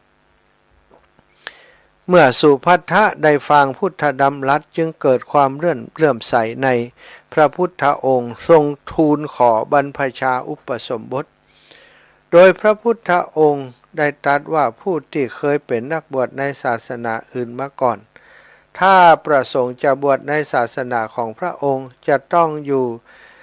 ติทิยปริวาสคือบำเพ็ญตนทำความดีจนภิกษุทั้งหลายไว้ใจเป็นเวลา4 เดือนก่อนแล้วจึงจะบรรพชาอุปสมบทได้ตามประเพณีที่พระองค์ทรงตั้งไว้เป็นเวลานานมาแล้วโดยสุภัททะก็ยืนยันว่าเขาพอใจจะอยู่บำรุงปฏิบัติภิกษุทั้งหลายสัก4 ปีพระเจ้าค่ะเปิ่นบอก4 เดือนหมอนี้จะเอา4 ปี บอกว่ามีความมั่นใจขนาดนั้นเลยติดต้องการบวชเมื่อพระพุทธองค์ทรงเห็นความตั้งใจของสุภัททะปริพาชกจึงได้สั่งให้พระอานนท์นำสุภัททะไปบรรพชาอุปสมบทพระอานนท์รับพุทธบัญชาแล้วนำสุภัททะไปปรงผมและหนวดก่อนแล้วก็บอกกรรมฐานให้ตั้งอยู่ในสรณคมและศีลสำเร็จเป็นสามเณรบรรพชาแล้วนำมาเฝ้าพระพุทธเจ้าพระองค์ทรงมหากรุณาให้อุปสมบทแก่สุภัททะเป็นภิกษุโดยสมบูรณ์ก่อนตรัสกรรมฐานอีกครั้งหนึ่งขนาดจะนิพพานอยู่แล้วนะศรัทธาญาติโยมก็ยังได้ทำหน้าที่เป็นคำลบเป็นวาระสุดท้าย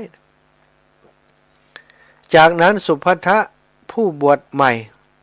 ซึ่งตั้งใจอย่างแน่วแน่ว่าจะพยายามบรรลุอรหัตผลให้ได้ในคืนนี้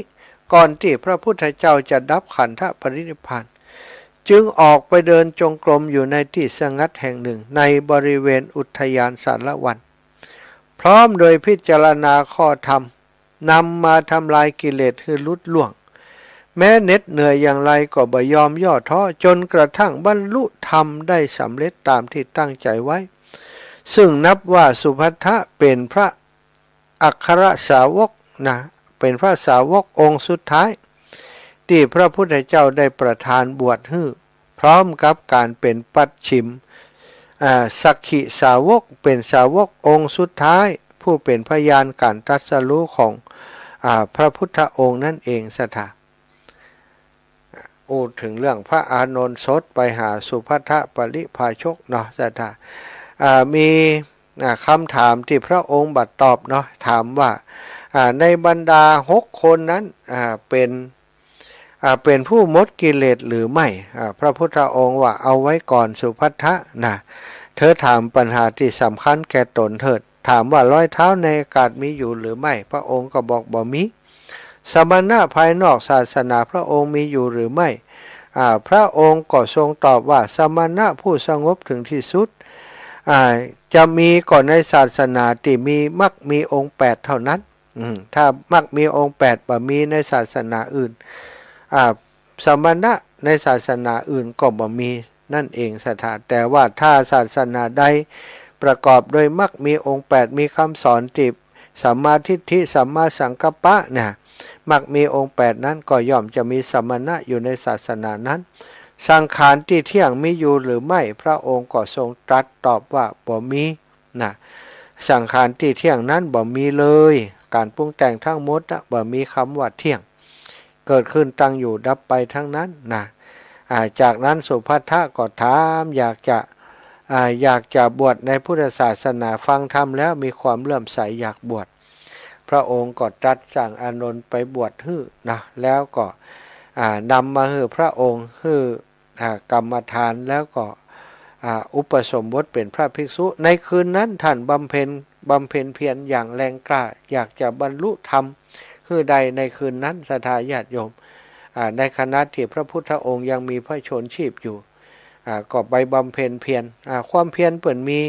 มาแต่อดีตชาติแล้วตั้งปรารถนามาตั้งแต่อดีตชาติแล้วศรัทธาขอให้ได้เป็นสาวกของพระพุทธเจ้าองค์สุดท้ายนี้ก็เลยได้ตรัสรู้ในค่ำคืนนั้นเป็นสักขีพยานในธรรมที่พระพุทธองค์ตรัสรู้เป็นพยานในการตรัสรู้ของพระพุทธเจ้าเป็นองค์สุดท้ายเนี่ยการทำงานของพระพุทธเจ้าแม้วาระสุดท้ายศรัทธานอนในเตียงบนเตียงที่บรรทมบนเตียงที่อาพาธอยู่ก็ยังได้ทำหน้าที่ของความเป็นศาสดาอย่างใบย่อท้ออย่างใบย่อท้อเหน็ดเหนื่อยแค่ไหนก็ทำจนถึงที่สุดเนี่ยหมู่เฮาทั้งหลายที่นับถือพระพุทธเจ้าเอาสิ่งเหล่านี้มาตัดสินใจศรัทธาเอามาลำเปิงนึกถึงตัวเองนึกถึงตัวเก่าเฮาได้ทำคุณงามความดีอะไรยังในฐานะเป็นชาวพุทธแล้วหรือยังเฮานับถือพระพุทธเจ้านับถือจริงๆหรือเปล่าเฮาจะบูชาคุณของพระองค์ด้วยการปฏิบัติบูชาได้หรือเปล่าซึ่งเป็นความปรารถนาความต้องการของพระองค์ตรัสว่าการบูชาด้วยอามิตรนั้นถึงจะฮื้อตั้งหมื่นตั้งแสนตั้งล้านฮื้อทรัพย์สมบัติในโลกนี้ทั้งหมด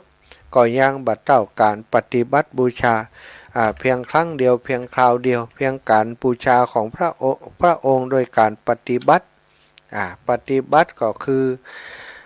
รักษาศีลคือบริสุทธิ์ศีลสมาธิปัญญาซ้ำคือเกิดขึ้นสร้างคือเกิดขึ้นประเสริฐกว่าการบูชาด้วยวัตถุสิ่งของทั้งหลายทั้งมวลศรัทธาญาติโยมได้เวลาที่จะปั้นเวลาให้ศรัทธาญาติโยมได้โทรเข้ามาแล้วไผว่างอยู่ไผสะดวกไผเตรียมความพร้อมแล้วเตรียมไว้จะเปิดโทรศัพท์แล้ว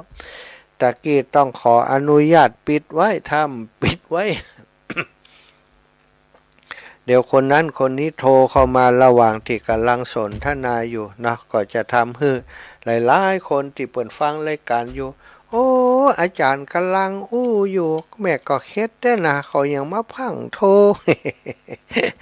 มันก็ตึงมีนานาจิตตังศรัทธาญาติโยมมันตึงเหมือนกันบางคนก็เปิ่นก็เข้าใจบางคนก็ไม่เข้าใจอีแม่โทรเวลาอื่นบ่ได้ตอนที่เขาโทรอีแม่เลยโทรมันก็มีไปเฉพาะเหมือนกันเดี๋ยวก่อนสายนี้เดี๋ยวปลดล็อกก่อนโทรมาแหมใหม่สายตะกี้นะ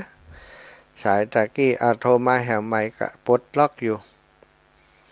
อ้าวสายตะกี้สายนี้อ๋อแม่ก้อมใจคำโอ้โทรมาแล้วเหรอแม่ก้อมฮะปั่นคนอื่นโทรคนที่โทรแล้วปอก่อนปั่นคนอื่นโทรเนอะคนที่โทรมาบ่อยๆโทรชมจัดรายการข้างหนึ่งก็ควรจะโทรสักครั้งเดียวกับปอเนาะ2 ชั่วโมงนี่ถ้าเฮาโทรมาทุกชั่วโมงก็โอ้คนอื่นเขาก็ว่าคนนี้อย่างมันโทรล้ำเหลือ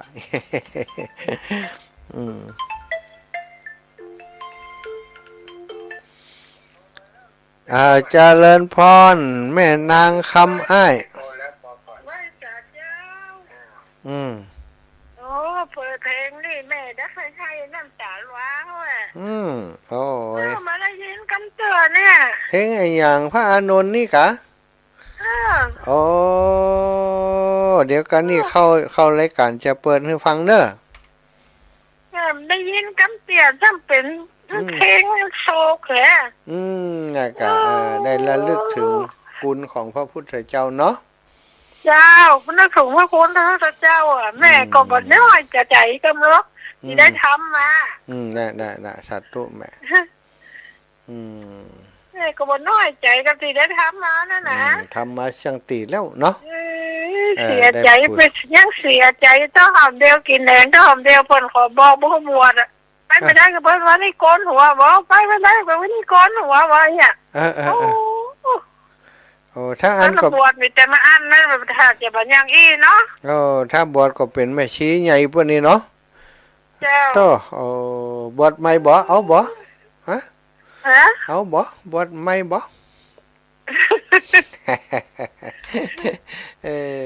สาธุจะได้มันบุญเฮามาอย่างอีมาต้องเสียดายมีอะไรอย่างต้องเสียดายบุญมาอย่างอี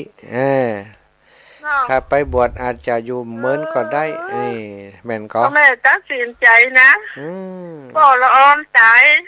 2525-26แม่ก็วิ่งเข้าวัดแล้วโอ้น้องให้หาคู่คนเนี่ยไปด้วยกัน2 คนปิ๊กมาคนเดียวเองปะยังเอามันมาว่ะให้ว่ะอยู่กี่ปีก็ปฏิบัติอยู่กี่ปีก็อยู่วัดอยู่ที่วัดเจ้าอยู่กี่ปีอยู่ที่นั่นอยู่แม่จะดีได้4 ปีแล้วไปอยู่แม่ของสอนได้1 ปีดู5 ปีก่อนดูโอ้5 วัษาก่อนน่ะ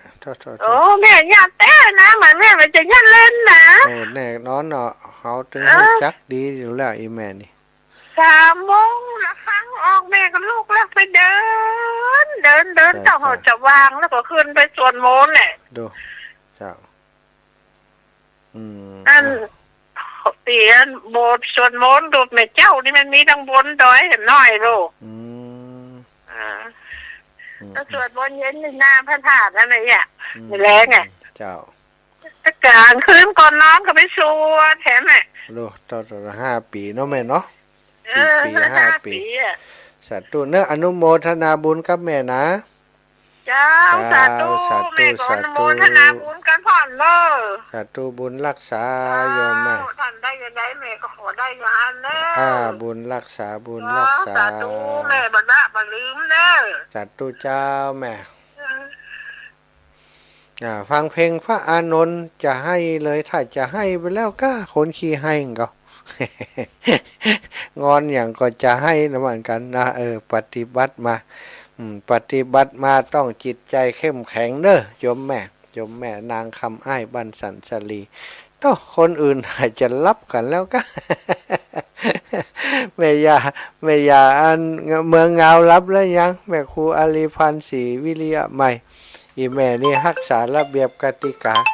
บัดโทรรบกวนทุกลูกตอนจัดรายการโทรเวลาอื่นเอาอินะตึงโทรมาสักเดือแม่คำมวลทะกุลกิจพี่น้องเมืองเป้าเมืองเป้าอากาศดีจ้ะฟังก็ฟังโทรบัดโอ้เมืองเจ้าเมืองเป้านี่ฝนตกอยู่ก็ตกก็เจ้าตกว่าค่ำมันเนี่ยดีกันเนาะจุ่มชื่นสบายอกสบายใจให้หน้าป่าตั้ง เจ้า สาธุสาธุบุญรักษาพี่น้องเมืองเป้าโทรมาให้กำลังใจเมืองเป้าก็มีหลายคนนะที่เปิดติดตามรับฟังอยู่นะเอาศรัทธาญาติโยมก็ภัยที่ยังต้องการเสื้อเนาะยังต้องการเสื้ออยู่ก็มีเวลาเนาะแถมวันพุธนี้แถม1 วันโทรมาบอกใครจะเอาก็แจ้งมากรรมวันที่1นี้แม่ฟ้องจันโอ้หายไปเมินน่ะโยมแม่กำลังสาเจ้าหายไปเมินก็มาที่หนีจากว่าเดี๋ยวเจ้าเขาออกหายบ่ได้โทรมาได้บ่ได้หนีจากวัดแล้วเนาะเจ้าเป็นพลังเงียบเจ้าพลังเงียบนี่สำคัญนักแลปะกันที่ไหนอีแม่ฟังอยู่นะอีน่ะม่วนใจตะเจ้าขอบคุณเน้อแม่เน้อเจ้าฟังพระอานนท์เพิ่นยังห้อยอยู่เนาะโอ้เพิ่นเป็นโสดาอยู่ตอนนั้นเพิ่นได้บรรลุอรหันต์กันจ้ะนางวิสาขาก็ให้จะหลายเตี้ยแล้วแม่เจ้าฟังเพลงพระอานนท์นี่ก็พอจะห้อยเดี๋ยวตอนออกรายการเปิดตัวกับเจ้าโอ้ได้เดี๋ยวเปิดให้เด้อเจ้าสาธุเจ้าอนุโมทนาสาธุเจ้าเดี๋ยวก่อนจะเปิดให้เด้อออกรายการแม่แก้วพระยาโสมเจ้าเจริญปอนเจ้าคนแม่สายเฟนเนอร์คนแม่สายเดี๋ยวเปิ่นมาฮับเลยอีกจ้ะโอ้เปิ่นนี่ฮับใครฮับถึงวันเนี่ยแล้วเปิ่นโทรนี่กะเดี๋ยวมาเผ็ดก้าสายที่ต้องเป็นสายทาหานี่กะเพลงงานดอกบัวบูชาแม่ร้องได้หมดอ่ะโอ้ดีกันนะร้องเนื้อหามันดีเนาะแม่เนาะเนี่ยเป็นคตินะคติเตือนใจบอกเขาหลายอย่างหลายเรื่องนะคติสอนใจดีกับเพลงนั้นเนี่ยชวนเข้าวัดเข้าวาเลยแม่สอบคนถ้าชวนทำบุญนี่นะเจ้ามันดีเจ้าให้เปิดถึงวันอ่ะน่ากันเนาะวันนาก่อนเนอะถ้ามีสถานีของตัวเองก่อนจะเปิดเพลงธรรมะมันเพลงธรรมะบรรยายออกวสานหน้านี่ไปเอวทางใดออกวสานหน้านี่ออกวสานหน้าจะเดินไปทางเมืองน่านนี่ไงแม่เจ้าจะไปเมืองน่านพองน่าถ้ามีโอกาสก็มาตั้งเทศแถมกันเนอะเจ้าแม่ได้กันเจ้าสาธุนะแม่เจ้าสาธุเจ้าไปบ้านน้ำดิบก่อนเจริญปอนแม่มอมแม่มอมอินแก้วแม่มอมอินแก้วม่วนแล้วเพลงม่วนคู่เพลงเนี่ยน่ะฟังเพลงเห็นบ่แม่ถูกใจแม่คู่เพลงเนี่ยกำนี่บ่อูนักฟังเพลงนักพี่ก็ฟังเนี่ยแม่นอนฟังกำนี่จะให้ฟังเพลงหลายๆเพลงเอาอูขั้นรายการอย่างนี่แม่เนี่ยเพลงดอกบัวก็เพลงชวนเข้าวัดอย่างก็ที่ว่าม่วนแม่ก็ฟังนะชวนเข้าวัดเข้าวายนะเข้าวัดย้ำเป็นดีกว่าเข้าวัดย้ำตายก็ม่วนนะเนาะศัตรูเด้อแม่เด้อบุญรักษาโอ้เงียบไปเห็นละแม่หลงบ้านบวกลี่ละปูนบัลลับเตี้ยบัลลับเตี้ยนี่คนเท่าลึกนี่ฝนตกขึ้นวันข้าวเนี่ยกลางคืนนี่ก็ตกยาวอยู่แม่ตกแต่ตัวดีแล้วจะได้ลมเย็นบ้านเมืองเนาะเจ้าเพลงผ่านหนูนี่สวัสดิ์ภาพเป็นเปิดเสียงไม่ได้ยินนะเปิดกันนักกาเพลงนี้เจ้ามันม่วนดิหยาดน้ำตาพระอานนท์นี่มหาเทศนาอย่างม่วนเนาะเพลงผ้าเหลืองก็ม่วนเพลงธรรมะนี่ม่วนกาเนาะม่วนจ้ะใจบาดรับอรุณก็ม่วนเนาะที่วัดวังสิงห์คำเนาะม่วนเลยเนาะวัดวังสิงห์คำก็ม่วนเนาะเจ้าขอบคุณอีแม่เนอะนอนดักเดินฟังธรรมะแม่สู้กันทาดับปิ้งเฮาเฮ้ยวังนี่ดับปิ้งหรอแม่สู้กันทามโทรมาหากันนะถ้าจะกายแล้วแม่สู้กันทาแม่สายเขาบ้านแพะหนองฮะชาตุเดอร์แบนเนอร์ไปเมืองแม่สวยแห่กำก่อนจากก็แม่สวยแม่บัวลอยชัยสวรรค์ส วัสดีเจ้า สวัสดีเจ้าอีปอก่อมรับคำเตียก ไว้สาเจ้าโอ้อีปอรับแล้ว โอ้บ่ได้เลี้ยงละอีปอ บอกพี่รับ ละกันแล้วนอนก่อนรับก่อน วันนั้นไก่ไปเมืองฝางแต้มแวะมันแล้วขี้ข้านให้เปิ่นหอมตังติ๊กนั่งกับบ่ามาก็กินได้หอมแต่เนี่ยถ้าไปก็หอมแต่เนี่ยเข้าไปก็ขี้ข้าน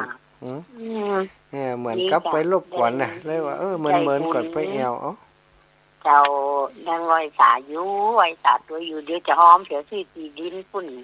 สาธุเนาะบุญรักษาแม่นะเจ้าสายสุดท้ายเด้อแม่เด้อขออนุญาตสายของแม่ไล่ภาพเตจ้ากรรมปล่อยรอบละเจริญปอนแม่โอ้แต่เนี่ยมันมาห้าของแม่ไอ้นะฟังตลอดถ้าหันมาเจ้าแม่บัดตันเปิ้นโดบัดตันเปิ้นโทมตันเปิ้นตีกล่ะงั้นถามนะฮะอยู่ไหนนี่อยู่วัดบรรพตนี่เจ้าแม่เจ้านั่นไปเรียนของปอยได้ครูบาลจ้าตุหลวงปู่ดอยท่านครูบาศรีครูบาเสาแก้วแล้วก็อาจารย์เปมาลามพระครูบวรเจ้าโอ้ไปหลายตนเนาะเจ้าอีแม่เวลาหมดแล้วเน้อแม่เน้อเจ้าก็มาฉันบุญรักษาศรัทธาญาติโยมทุกท่านทุกคนอยู่ดีมีสุขอายุมั่นขวัญยืนเน้อจัตตารโอธรรมาวัฏันติอายุวันโนสุขังพระลา